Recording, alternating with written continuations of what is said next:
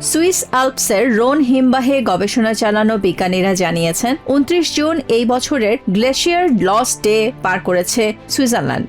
অর্থাৎ শীতে জমে থাকা সব তুষার গলে গেছে এবং এখন থেকে গলতে শুরু করবে বহু দশক, এমনকি শতাব্দী ধরে জমে থাকা পুরনো বরফও। এবছর কম তুষারপাত এবং মে ও জুন মাসে টানা দুটি তাপপ্রবাহের কারণে এই দিনটি এসেছে ইতিহাসের দ্বিতীয় দ্রুততম সময়ে। ফলে সামনে থাকা পুরো গ্রীষ্ম জুড়ে ব্যাপক বরফ ক্ষয়ের আশঙ্কা করছেন গবেষকরা। This Monday we have just passed the so-called glacial loss day.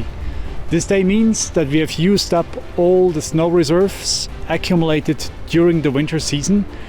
It's basically the day or the condition the glacier should be in at the end of the summer, so at the end of September. Now it already occurred at the end of June, which is the second earliest ever. It means we have now 3 months left for melting ice that has been accumulated decades and centuries ago.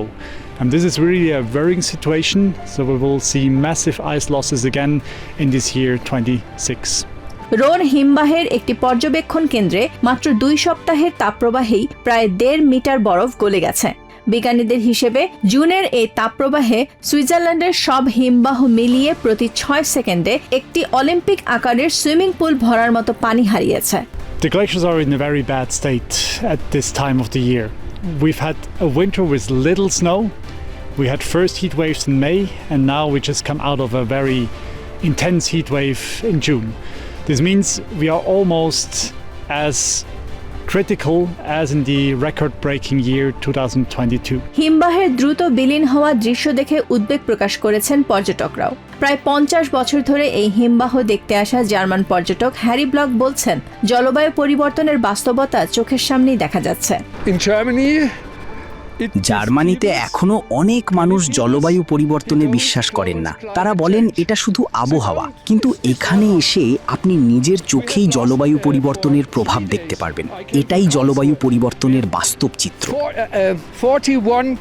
বিজ্ঞানীরা জানিয়েছেন 2025 সালের June থেকে এখন পর্যন্ত রোন হিমবাহ প্রায় 8 metre বরফ হারিয়েছে।